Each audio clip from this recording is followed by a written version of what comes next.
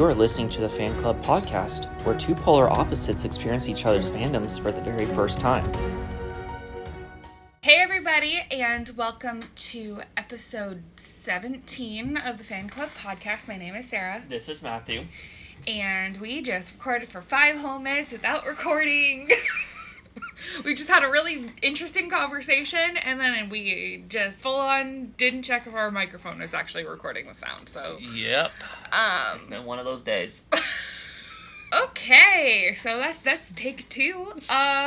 So we are covering Thor Ragnarok today. Yes. And you've been really looking forward to this. Yes, it is one of my favorite It's one of my favorite Marvel movies. And I really hope I don't disappoint. It just, historically, I have not loved the Thor movies. Yeah. And I think that's really what it comes down to. And it's also one of those situations where, I feel like I've said this a million times, but like, I know I said it in the Ant-Man, that it's like when somebody tells you something is funny, it's like automatically not as funny. Yeah, I can see that. But I have been waiting for us to get to this movie so I can talk about World War Hulk slightly. That's a comic arc, correct? Yes. One of the absolute best Thor or best Hulk comic arcs. Yes. Which I'll go on later. So, Thor Ragnarok was released in 2017 and directed by Taika Waititi. Yes. And I have already, gushed in length about how much I love Taika Waititi and, the things that he's directed. I love Jojo Rabbit. It's, one of my favorite movies of all time. If you really want, a full discussion on that, I think Iron Man 3, I went into it a little bit, because Sam Rockwell is in Jojo Rabbit. Yeah, you went a little bit in with it. It's a great movie. Watch it. Taika Waititi, he makes some, really interesting cinematography choices in this movie and in all of his movies. Yeah. But, he had such visually interesting, and not in the same way, kinds of shots that the other Thor movies and other really Marvel movies in general. Yeah. That he made some really interesting visual choices that were not, because a lot of cinematography choices are chosen to make you feel something. Like a Dutch angle is supposed to convey a sense of anxiety. And certain sounds will do the same thing. Yeah, but his choices are just to make things visually interesting. Yeah. And for a very ADD person, I kind of need that. It's sort of like what James Cameron did with Avatar, where it was more to build, to see more of the world. Not so much to move the plot along.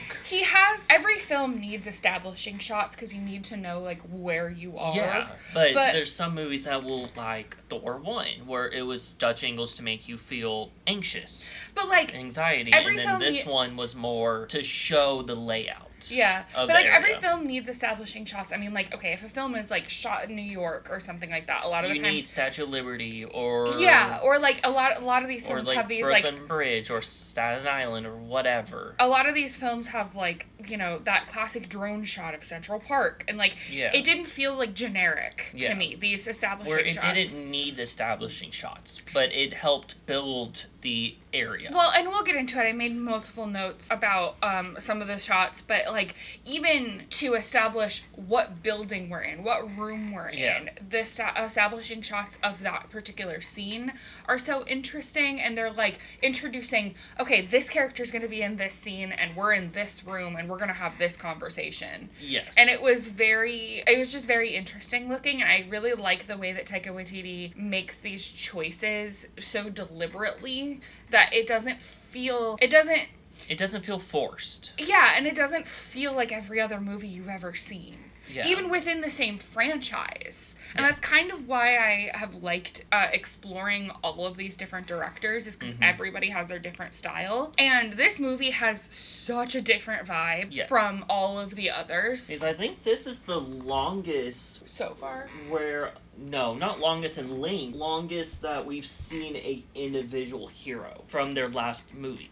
Oh, okay. Because it's been since Thor Dark World. No, we haven't seen Thor since Age of Ultron.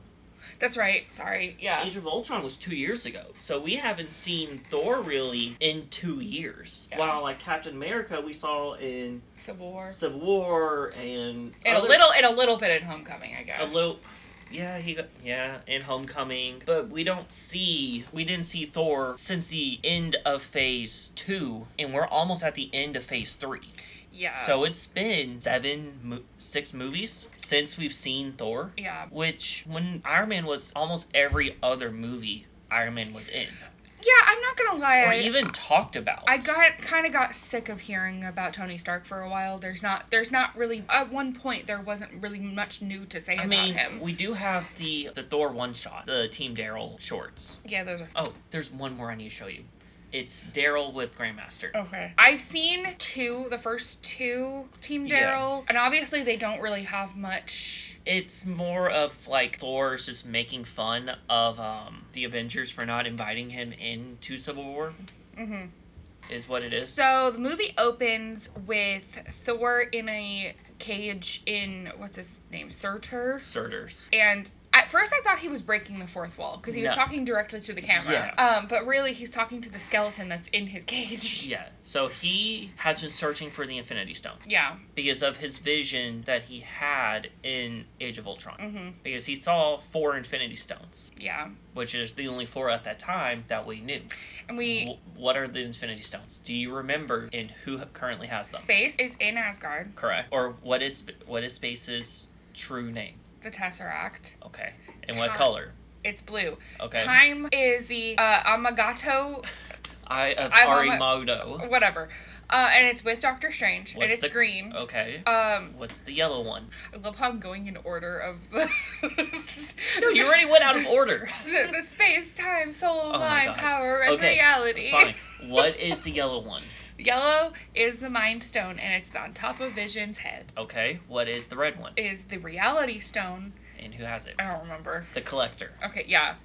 And the Power Stone is in space, and it's purple. Xandar. The Guardians gave it to Xandar. I wasn't wrong. Xandar's in space. So are all of them. Earth's in space. Asgard's in space. I don't know why I can never remember the name of Xandar for some reason. I just know the order because it's in that We Didn't Start the Fire song, and our son is obsessed with that song. What do you think the Soul Stone does? I genuinely don't have any guesses. Because that's the only one that you have not seen yet. I genuinely don't have any guesses. Okay. Genuinely couldn't tell you. Do you have any ideas? Just make a wild guess. Well, I mean, the Mind Stone controls the mind, so does the Soul Stone control the soul? You're not wrong, but you're not right either. You're close to how to get it. What you said is sort of more of how you get it, not to use it. Is it like the Mirror of Erised, where like you need like your heart's truest desire, and like you need to find the stone but not use it? No. Okay. You'll learn in a couple movies, because we'll see the Mind Stone in Endgame. Anyway, so this movie has such a different vibe. Do you want to guess what race Surtur is? We've sort of met the opposite of him. That is not helping me at all. We met the ice giants. He's the fire giant. He is the only fire giant in existence. So, do you remember who the ice giants were, by chance? It's the blue people. Jotunheims. Okay. And we learn that Ragnarok is the destruction of Asgard. Yes. So he basically breaks out to the tune of Led Zeppelin's Immigrant Song. It's the Don't quit your day job. No, but yeah, which is singing about Valhalla. And then he's escaping a giant dragon rat. See, I wasn't as creeped out as you would have thought that I was. Yeah. Which I was surprised by, but you see how it was shooting fire out of its sides to make it fly. Yeah. Which was kind of disturbing. And then, what is his name? Scourge? Skirter? Scourge? No, the executioner. Yeah, it's Scourge. He gets, guns from a place in Midgard called Texas. Texas. Which, if you are not aware, we're from Texas. And he names the guns Des and Troy, and together they destroy. And he also has a shake weight. Which was hilarious. So, then we go to, like, the Asgardian townspeople, and they're watching this play with the events of Dark World. And on the alien planet. Thor is being played by Matt Damon. Loki is Matt Damon. Oh, Loki is being played by Matt Damon, that's what I meant. And the other Hemsworth brother is Thor. I believe. He's kind of like the bonus Jonas, but the bonus Hemsworth. No, he's an actor. He looks exactly like his brothers. Like, exactly. He may be older than... Thor comes back and pretty much throws his hammer because we see Odin. His name is Luke, and... Is he older or younger? He is the first Hemsworth to get into acting, and he inspired his younger brothers to take the same route. Okay. But his acting career is completely limited to Australia. I mean, shoot. Chris Hemsworth was on a Australian soap opera before he got big acting in America.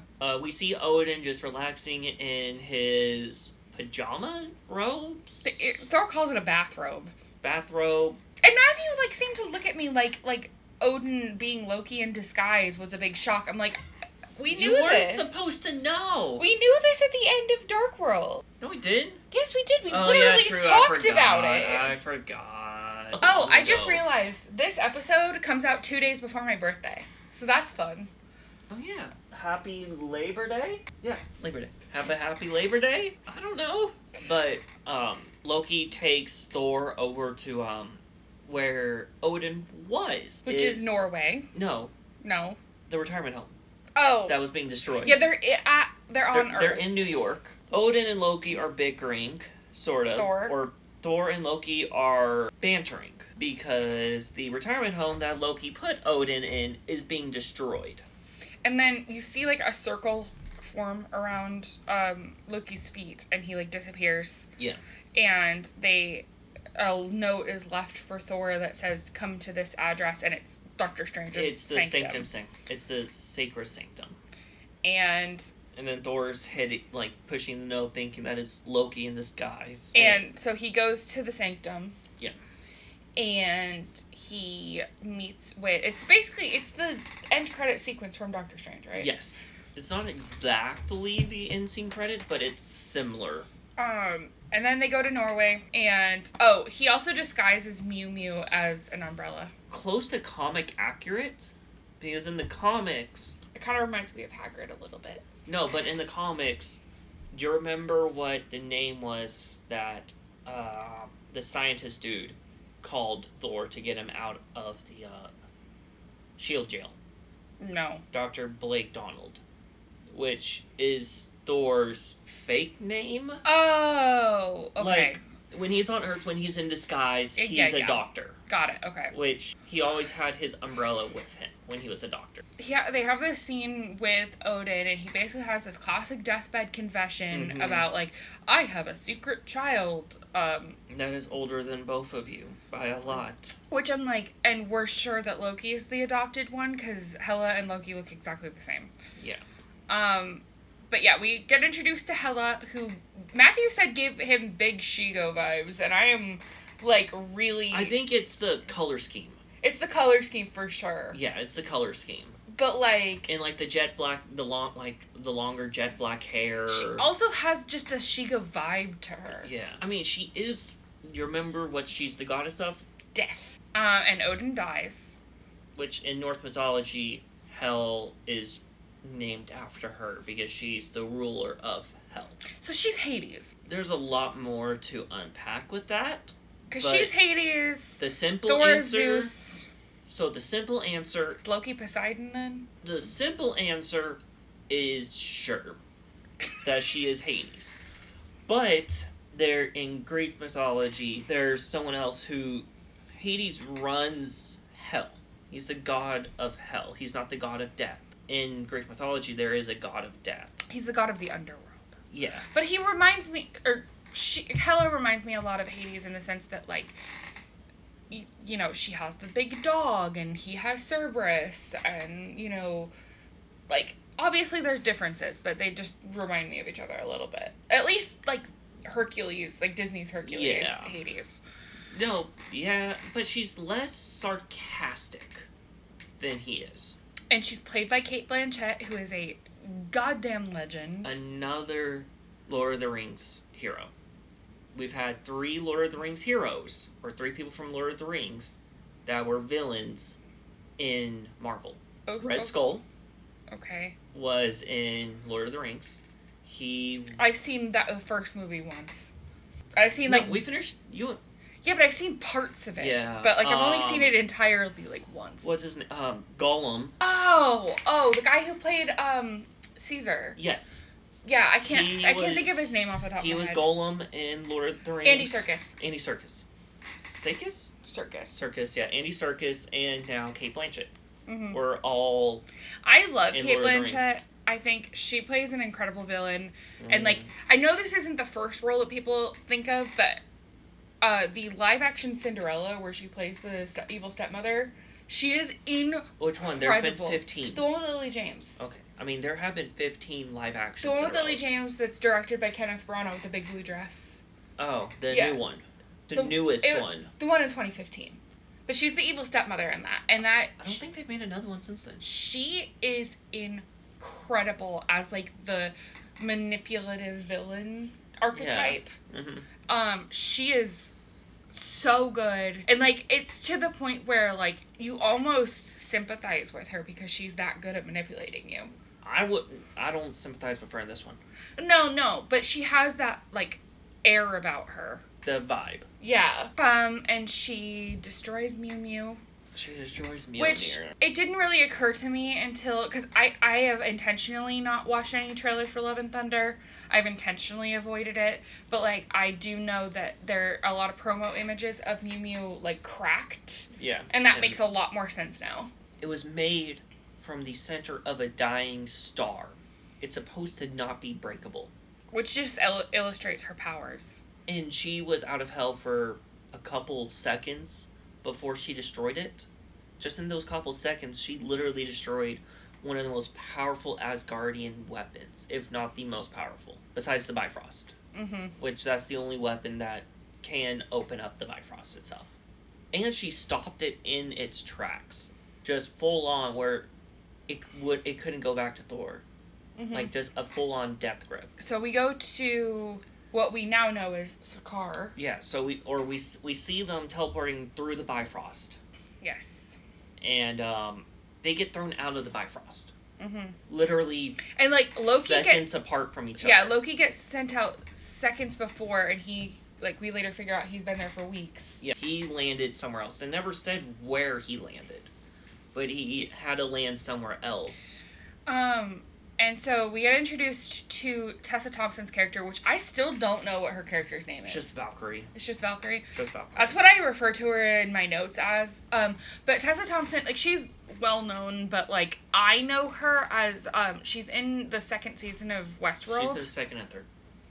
But she plays a character in Westworld that I just really dislike, and just something about her just like, gave me a bad taste in my mouth, so I wasn't necessarily excited to have her be in a large part of this movie, but like she didn't like rub me the wrong way like I thought she would. Yeah.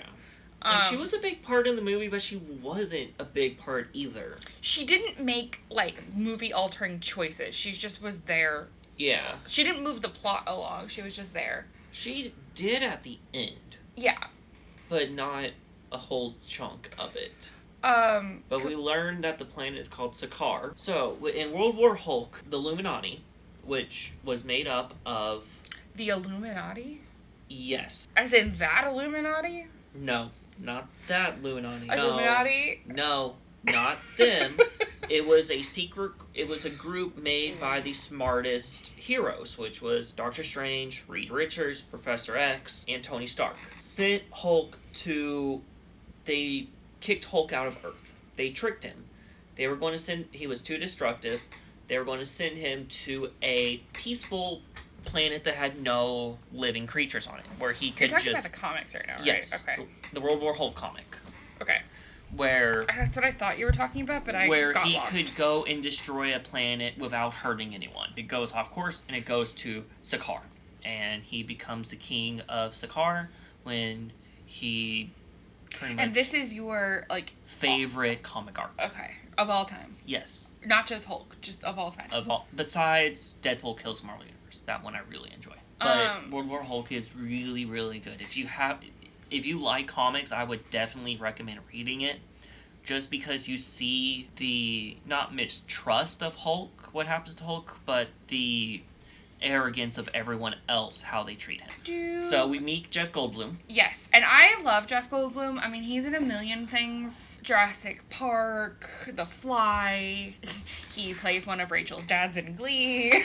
He had that, it wasn't Netflix. It was Disney Plus. He had like a... Jeff Goldblum Sees the World or something. I don't remember what it's called, but okay, if you can only watch one single episode, watch the Sneakers episode. Oh, I was going to say the ice cream episode. Either one. But if you can only watch one of them, I would say watch the Sneakers episode. Mm-hmm. It's so interesting, and it's pure Jeff Goldblum being a dork. Yes. And I love it.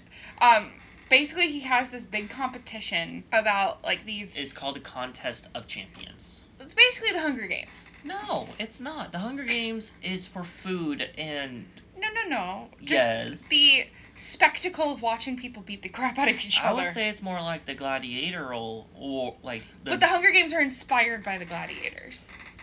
I wouldn't say this is like Hunger Games, though. I would say this is more of like... Do you see where my brain's going, though? No, because the Hunger Games was for food and to torture young children. That's what the Hunger Games... That was my immediate knee-jerk reaction. This would be more of like gladiator fights, not Hunger Games. I see that. I'm just saying the Hunger Games were inspired by the gladiator fights. I mean, a lot has been inspired by gladiator fights, but they're not all the same, though. Anyway, so we figure out that Hela is raising a army of the dead. Which was her army. She basically, like, slams through, like, the floor of the palace, and she, like... In the, relics room. Yes. And do you remember everything that she passed? She passed the Infinity Gauntlet. Which... She says, fake. Which, that's the thing. There's this fan theory. The real reason why Hela got banished was Odin was trying to collect them all. So kind of like what I talked about a couple episodes ago, where Odin had all the Infinity Stones. Mm-hmm. He couldn't get souls. He couldn't get the Soul Stone because of what has to be done to get it. And so he banished her because he had to give up on that dream. That's the other fan theory. She passes the Tesseract. Yeah. And what else? There was one thing before the Tesseract. Oh, the dude's, like, helmet. That was after Tesseract. The Box of the Northern Winds, which was introduced in the first Thor movie. Yes. That Loki I didn't know what it was called. It's the Box of Northern Winds or Box of Northern Cold or something. It's a Jotunheim relic.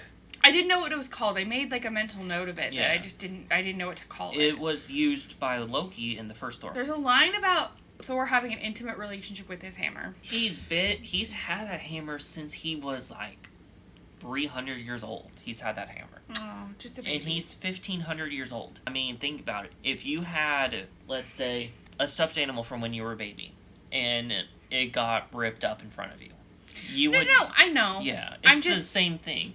Where I know where they're going with it. Just made a note of it. One thing I forgot to talk about. We met Korg, which is the funniest... Who is played by Taika Waititi. Which is the funniest character in this entire movie. He makes a rock, paper, scissors joke. Twice. And he's played by Taika Waititi. Yeah. And it's something about Doug. Doug is the person that's next to him. The rock, paper, scissors joke was he's made out of rock, don't be scissors. Mm-hmm. If you're not made out of scissors, you have nothing to worry about. And he didn't make enough pamphlets, so paper beat him. Mm-hmm. To prep him for the fight, they chop off all his hair, which, frankly, I think is a better look for Thor. I think he... Not the blonde wig that they've been having him wear I think he looks better with short hair, personally. Mm-hmm. Maybe that's a hot take. We finally get to see what Hulk has been up to. Yes, we get to see the Hulk. And remember, this is taking place 2 years after Age of Ultron. And I love how he's like, I know him. I know him. Friend from work. Which was a Make-A-Wish kid. So the day that they were recording the gladiator scene, a Make-A-Wish kid was there and asked Chris Hemsworth to say this line. Mm-hmm. And Chris Hemsworth, being the amazing parent that he is, was like, you know what? Sure, let's do it. And the director loved it, and it fit the scene perfectly. It pretty much fit the movie perfectly. Yeah, here's the thing. I know this movie gets a lot of praise for being a lot of ad-lib. I don't know... I'm not knocking this line particularly, but this is a good place to talk about it. Yeah. Is that I feel like a lot of it is a little too ad-libbed. Like, I said, we were talking a little bit about this before we hit record. But, I mean, that's how a lot of his movies are ad-lib. I think that sometimes the ad-lib and the jokes and stuff like that kind of detracts from the plot of the movie sometimes.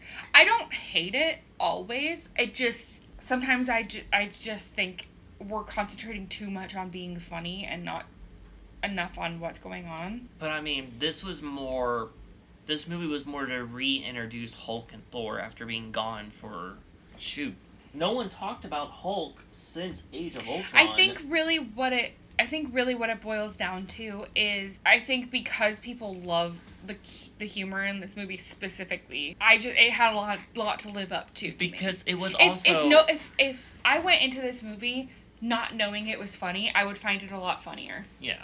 Does that make sense? It makes sense. Like, I didn't know what the comedy was going to be like in Spider-Man, which is why I thought it was funnier. But I love when Loki starts to freak out when he sees Hulk. It is hilarious. Because the last time he had an interaction with Hulk, he was being smashed around. Yes. And he's like, I need to get off. God. I need to get off this planet. So there's a shot where Thor's eyes are turning blue and he's able to, like, charge lightning out of his hands. Because he just got punched hard. Like, Hulk was beating Thor down in the fight. Mm-hmm. And Thor got mad. And this is the first time we see him use his lightning without his hammer. Mm-hmm. For the first time ever. Because Thor thought he needed his hammer. It's very similar to how, like, Peter thought he needed his suit. Yeah. But, like, it's that But Thor has always had that hammer. But it's that whole line about, like, that Tony had about, like, if you feel like you need it. If you have to use it for your powers, then you don't need it. Yeah. Or something like that. We said it a bunch of times in the home. Peter only had that suit for, what, a week? Mm-hmm. No, 2 months. It was 2 months. But he had all those abilities for, what, a week? Roughly, a couple days? Oh, like Karen and, like, all it was, just a couple days? Yeah, like a couple... So, just in a couple days, he thought he needed that suit to be Spider-Man. When he was perfectly fine being Spider-Man without all those abilities. The bells and whistles. Yeah, without all the bells and whistles. And even in his jumpsuit. Or not jumpsuit. Like the sweatshirt. The sweatshirt suit. He could still be Spider-Man. Yeah. So we learned that Hela was Odin's executioner. They killed a lot. They brought all the 9 realms and the cosmos to its knees. But Hela's ambitions outgrew Odin's, which Odin was fearful of. Mm-hmm. He had to put an end to it, which was sort of similar, if you remember, with what happened to Thor. Thor's ambitions outgrew Odin. And there's an interaction between Hela and Thor at the end where they're kind of... they're both very similar people. They're like the same... They're the different sides of the same coin. Yes. So we learned that the Bifrost sword was stolen. Yeah. And all the while, this whole movie so far, Heimdall has been missing. Loki banished him. Yes. Loki kicked him out of his role. And... So Scourge has been Heimdall's position for 2 years. And essentially. Basically see Heimdall saving this family in the woods and leading... With the Bifrost. Yes. And leading them to, like, a safe space for all the Asgardians who have, like, kind of fled Hela's rule. Reign. Rule, reign, whatever. Or we see Hela destroy the Asgardian army. Mm-hmm. Like, completely. To my knowledge, at least at this point, is she the first female villain? I don't know if Mia counts from Iron Man 3. I don't know if she counts or not. Maya? No, but, like, Hela is, like, the first main female villain. I think she's the first main villain. First female main villain. I thought that was cool, and I like Hela as a villain. I think she's really compelling and really interesting. This movie had a lot of different villains in it. But I frankly kind of wish she stuck around for more than one movie. I know that that's kind of impossible for the trajectory of this movie, but... She might come back, which I'll get into later, with how they could bring her in. We learn that Thor can understand Hulk, and Matthew was telling me a little bit about how there's a fan theory to go along with this. Yeah, so Loki could understand him in Avengers 1 when he says puny god. When everyone else was hearing him, it was sounding like roars, right? Yeah. As Guardians, they can understand every alien language.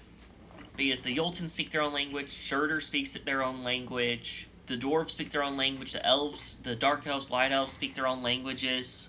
So, as Guardians can understand them all. Yeah.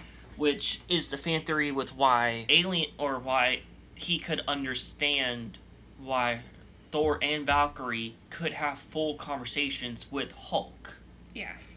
When literally, even Natasha Romanoff, who was like... She has like a special connection with but him. Not a communication... one. More like helping him calm down. More like a romantic connection. I think she can understand... But that's more with Bruce, not I think Hulk. she can understand him emotionally. I just don't think she can understand him verbally. She's more connected to Bruce, not Hulk.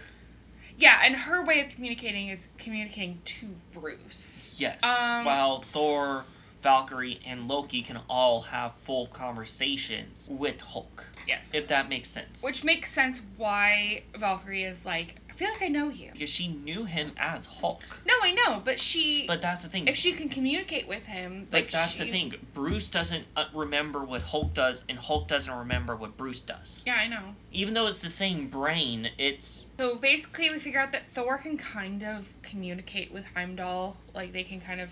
Heimdall sees everything. Heimdall can have you see what he is seeing. They can communicate kind of remotely. Heimdall can communicate remotely with anyone that he chooses to. He could remotely communicate with any Asgardian out there. Or literally anyone in the universe. Because he sees everything. So he has Thor see what Heimdall sees. And Thor can see what's going on. Yeah. He can see the destruction what Hela has been doing in Asgard. Which is his motivation for later. Making the Re-Avengers. The Revengers. The Revengers. And so Thor basically at the beginning as soon as he gets to Sakaar, he has this little tracker thing on his neck, and he tries to rip it out. Or it's not a track. It's like an obedient. It's an obedient disc. Yeah.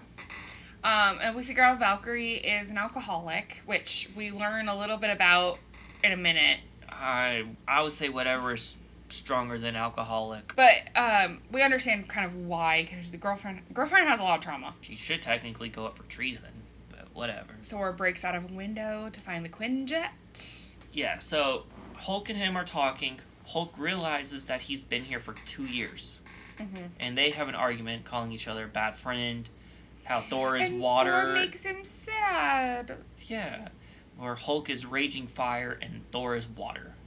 I love how Thor is a giant toddler. I mean, Hulk. That's what I meant. Yeah.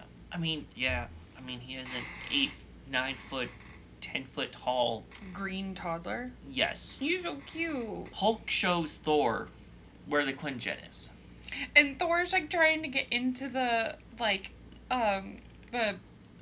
Quinjet's like system, log. And he's like using all these code names, and then he's like, Point break. Strongest Avenger. The strongest Avenger. God of Thunder. Thor, son of Odin. Point Break. And then Bruce comes in and he's like Banner, and then it goes, welcome, strongest Avenger. It's like, that's not right. Oh, and then he's given, when he transforms back into Bruce, they give him Tony's clothes. Because they were clothes that were just... But what I love about this is subtly throughout the movie, you see Bruce, like, adjusting his pants. Because it's, like, clearly they're not his and they don't fit him right. No. And I just thought that was, like, a really interesting choice by Mark Ruffalo to do. I mean, I think those were actually, like... actual costume pieces from RDJ. Yeah. Okay, so this is the shot that I love. So they're walking, Valkyrie and Loki are walking into the palace to talk to the Grand Master. Yeah. And the shot starts of, like, what looking... you think is upside down. No, it's like, looking through glass, and then it's the reflective floor. Yes, and it's like, and then the camera goes like under the floor, and people, they're upside down, and then you're like looking through the glass of them like walking. It's such a cool shot. Yeah, you see them, and then the camera rotates behind them. Yeah, and you don't know like which way is up. Yeah, we don't know if we're looking at the reflection of the floor or we're looking at their backs. We're not sure. Loki basically makes he can see people's fears. And we figure out that Valkyrie was the last of the Asgardian Valkyries. She's riding this really cool Pegasus thing. That was their horse. And all the Valkyries are dead except for her. Which I think she should be tried for treason for abandoning her post. But whatever. This shows she is way older than Thor. Significantly. Yeah. Like, it's been... Hela was banished like 500 years before Thor was born. And I thought my brothers and I had a large age difference. They never really say how old she is. But we know Odin is 5,000 years old. I had to look up what the height difference between Mark Ruffalo and Chris Hemsworth was, because there's such... And the funny thing is, we found out that Chris Hemsworth is 6'3". Matthew is 6'3". Yeah. Mark Ruffalo is 5'7". I'm 5'7". And so they have the exact same height difference as we do. And I know that doesn't seem you like... You can be Mark Ruffalo for Halloween, I'll be Chris Hemsworth. And then our son will be... Baby Groot. Yeah. No, but I thought it was really funny because I don't really notice our height difference very much anymore. They're about a head. I don't really notice our height difference very much anymore, but seeing the fact that they're both like the same heights as we are and they like look so massively different, it's just really funny to me. Yeah, but that also could have been like a trick of the angle because Thor... It could also have been shoes or like they could have been... Because that's the thing, Thor in the comics is really, really tall. Like he is a god. So he has... Well, Chris also could have been walking on a higher plane than Mark. Like, we have no idea. Yeah. You want to talk about this Loki scene? The Valkyrie brings Thor and Hulk, or Bruce, to her room to make a peace offering, which is Loki. Thor, not sure if Loki's actually there or not, throws a cup at his head. Which a lot of this scene is completely ad-libbed besides talking about the devil's anus. The Einstein-Rosenberg bridge. Or Rosen Bridge. This is kind of what scripted. I mean by, like, the ad-lib kind of taking over a little bit. Like, so that part was not scripted. Them talking about meaning that's the actual specific... plot points were not were actually scripted. But the snake story was ad-libbed, which is actually a true Norse story where Loki turned into a snake while they were younger and stabbed Thor, which he thought was funny because he is the god of mischief. So Thor and Loki are trying to join forces even though they absolutely hate each other. They don't hate Loki doesn't like Thor, but Thor likes Loki. They tolerate each other. Thor wants Loki to be good so that they can be brothers again, like old times. While Loki is like, I was never your brother, I was adopted, I was lied to my entire life, now you know how it feels to be lied to. Loki tries to betray Thor, but Thor gets the upper hand last minute. Don't forget about Get Help.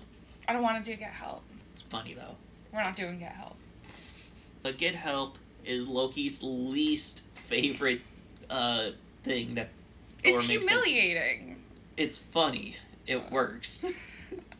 And then next scene, get help! My brother is dying, and he just throws Loki into the people. But Loki tries to betray Thor by like kind of splitting his body. That was really not descriptive. Loki can make aspiration, or not aspiration. Clones? Not really. They'll disappear after a couple seconds, but more of like like copies. But they can actually fight and do different things. Thor knew he was going to betray him because they always do the circle. Thor tries to save Loki. Loki lies to Thor. And so Thor got the upper hand this time. Thor flies out on the ship. Valkyrie launches Bruce into Thor's ship. Valkyrie's ship blows up. And then she goes on a ship-destroying rampage. Thor joins her. Nope, we're not gonna It's a party ship.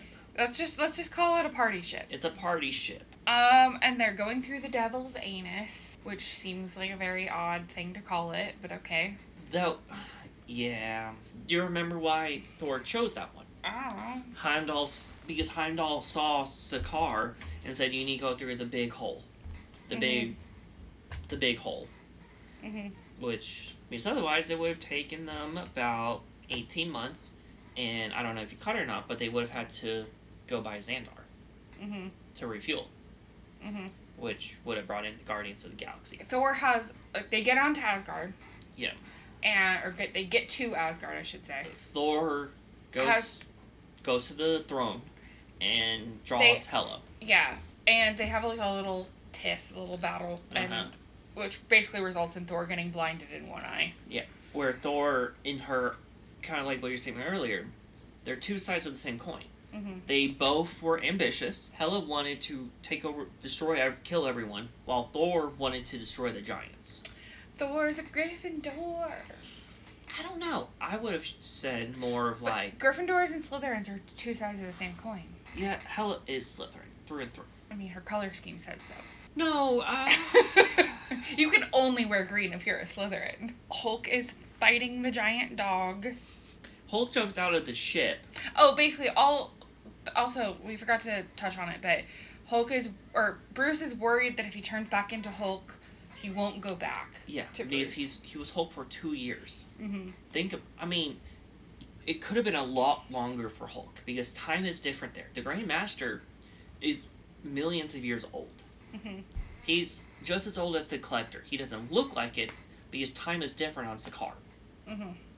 Where, essentially, they were on Sakaar for what it felt like 2 days, when it could have been a lot longer, which it was, because on Asgard, it's been days since Hela got there, while on Sakaar it's only been 2. Loki being there for weeks before Thor did, and it was literally a couple seconds. They have to cause the Ragnarok. Yes. Which brings back to... And we learn Asgard isn't a place. It never was. It's a people. Now you get that reference?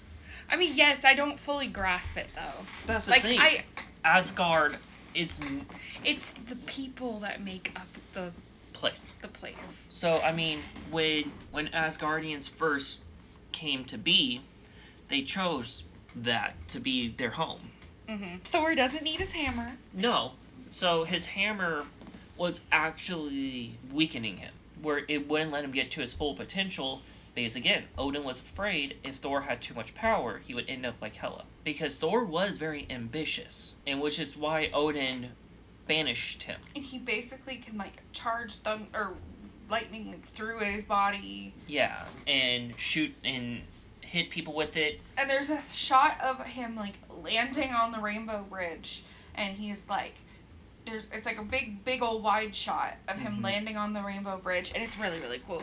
Where he's charged with lightning. Where he's just punching and lightning is just going through people. Mm-hmm. And then there's a shot of Hulk is fighting the big giant dog, and they are underwater, and you made a note that Hulk is bleeding. Hulk's not supposed to bleed. He bleeds green. Which, there's a couple different fan theories to go along with that. Like, in the comics, the only thing that can hurt Hulk is gamma radiation. Mm-hmm. Kind of like Cap's shield. The only thing that can really damage it is vibranium. Which is why Black Panther could damage it. Yes. Did you just realize that? That just clicked in my brain. In the comics, gamma radiation is the only thing that can hurt him. So the theory goes, since the dog is radiated from the eternal flame, that it could damage it. And since it is also a god dog, is the other thing with it. If it were tiny, it'd be cute. A tiny dog? No. If it were tiny, that dog would be cute. Because it's giant, it's menacing. That dog is supposed to eat the sun in Norse mythology. All I'm saying, if it were normal dog sized, it would be cute. It's a wolf. Whatever. Of all, he wants to cause Ragnarok. He has to cause Ragnarok. Defeat Hela. Because she draws her power from the Asgardian plane. She draws it from that place. So the longer that place is up and running, she draws power from it. Unlimitedly. So as long... She could be on Jotunheim or Muspelheim or wherever and still draw power. And all the while, Scourge is having this character development where he doesn't really want to be a part of Hela's thing anymore. He never did. He did it to survive. Because he literally saw 2 of the 3 brothers die right in front of him in a second. And so he kind of has a moment where he's like, not really going to be a part of this anymore. And so she kills him. Yeah. And then... we get the Doom landing. And then Loki is sent to get the helmet. To put the helmet in Surtur's head and the Eternal Flame. And then... which is what Hela used to raise her army. Surtur. It sounds really weird coming out of my brain. Surtur grew massive and was destroying Asgard. And they put all the Asgardians on a big ship. Yes. To save them. And then you see Hulk starting to beat up Surtur. And then Surtur literally grabs him and throws him pretty much across the world. Yep. And everybody goes onto the ship. Which we're not sure if Hela died or not. So when Surtur slammed his sword down and like right on top of her, there was a cloud of smoke. And so you're led to believe that she may come back later. Okay. Because I'm glad. I hope to see her again because I think she's a really fun villain. That's the thing. She doesn't have she has a role in the comics, but it's not as big as being a main villain, if that makes sense. Because she's just the goddess of death. Like, Thor is the god of thunder. Loki is the god of mischief. Odin is the all-knowing wise one. They're all on the ship. Basically, Thor sits in his throne. Because he's the king of Asgard. Yeah. He's the king of the Asgardian And they decide they're going to Earth. After they realize that Meek was dead, but not dead. His Korg stepped on him on the bridge, and he's been carrying him around all day. And then the end credit sequence is Thor and Loki, and they figure out this giant ship, this even bigger giant ship. And that makes his ship look, it's like a Hummer next to a smart car. And then Matthew was like, you'll figure out what the ship was, and then it clicked to me, and I was like, is that Thanos' ship? Yes. First time we see a ship. Yeah. And that's not even the biggest one. And then there was another, the other one we don't need to really talk about. Okay. It was just the Grand Master. For some reason, they deleted a part of it where the scavengers ate the Grand Master. Yeah. Not really that important. Do you remember who the Grand Master is related to? The Collector. Yep. That is a wrap on Thor Ragnarok. Yep. Overall, I enjoyed it.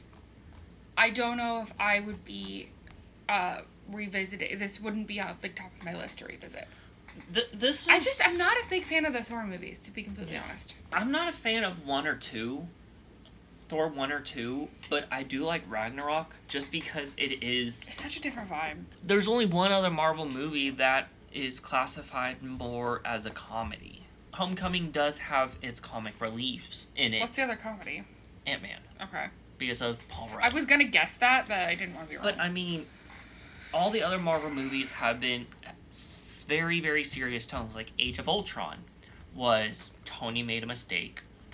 Civil War's very serious. Yeah, like Thor, like Hulk, or like Iron Man 1, 2, and 3 were all serious movies. There's moments of levity. Yeah, but not like an Ant-Man or Thor where it gave a different vibe to it, where it wasn't just another serious movie. Like, we had a serious movie with Guardians and Civil War, and Doctor Strange was serious with the events that were in it. I have found lately that I like the movies more after I like kind of ruminate on things that we talked about. So my opinion might be different in a week. I'm just saying. You may want to rewatch it because you will catch things that you missed the first time. I also think taking notes while watching the movie, that's why it kind of distracts me a little bit. That's why I sometimes have you pause if you're taking a note. So I think because there's a reason why I love Age of Ultron more after having talked about it, is just because I got so much more out of it. Yes. After kind of thinking about it, and like we talked about it in the episode, and we talked about it after the episode, and like I just, I like it so much more now than I did initially right after the fact. So things might change a little bit. Yeah. Things will change. You may want to rewatch. We may want to rewatch this movie later, and you may have different opinions on it after seeing it once. I will say I didn't hate it. Yeah. There hasn't been a film that I've hated since the first Thor movie. Where is this ranking for you? Just out of Phase 3, not all of them. So from Civil War to now, where does Civil War is my top, and then it's probably Homecoming. I'm sorry, Ant-Man. Yeah, Civil War. Civil War started Phase 3. Civil War is my top, and then I would say Homecoming, and then Guardians 2, purely for that plot twist. Okay. Thor 3, and then Doctor Strange. Okay. But I didn't dislike any of those, just because I put Doctor Strange at the bottom. Yeah. It's just because it's stacked up next to, like, Civil War. But it also, that's the one that hurt your brain the most. I also think what it comes down to, and I've said this before and I'll say it again. I've said it again a million times. I have a difficult time wrapping my brain around things that are not centered in our own world's reality. Okay. So, like, movies that are, like, Iron Man's easier for me to grasp because it's set in our world. Yeah. But Doctor Strange is set in our world. Yeah, but, like, we have to learn the magic system, we have to learn new terms, all of that kind of stuff. Okay. Next question. Which phase has been your favorite so far? Phase, out of all of the phases, which that includes all movies in each phase, which one have you enjoyed the most so far? Ooh, I feel like Or do you want to wait to answer that question until we finish Phase 3? I think I want to wait. I really, really enjoyed Age of Ultron. Yeah. And I think that might be kind of overshadowing how much I liked Phase 2 as a whole. Okay. But you may change your mind. But I think, really, as a whole, I think I like Phase... Or right now, which one is your favorite? As of right now. Because Phase 3. Phase 3 so far? Just because all the pieces are falling into place. Okay. I'll re-ask you once we get to Far From Home and see if your opinion has changed or if your favorite movie has changed since then. Next week we will be covering Black Panther, and that is pretty much it. Yeah. I'll see y'all next week. Bye. If you would like to send us any feedback or any messages, you can follow us over on Instagram at thefanclub_podcast or on Twitter at fanclub_podcast. Or you can discuss each episode with us over on our subreddit, which is reddit.com/r/thefanclubpodcast. And make sure that you tune in every Marvel Monday.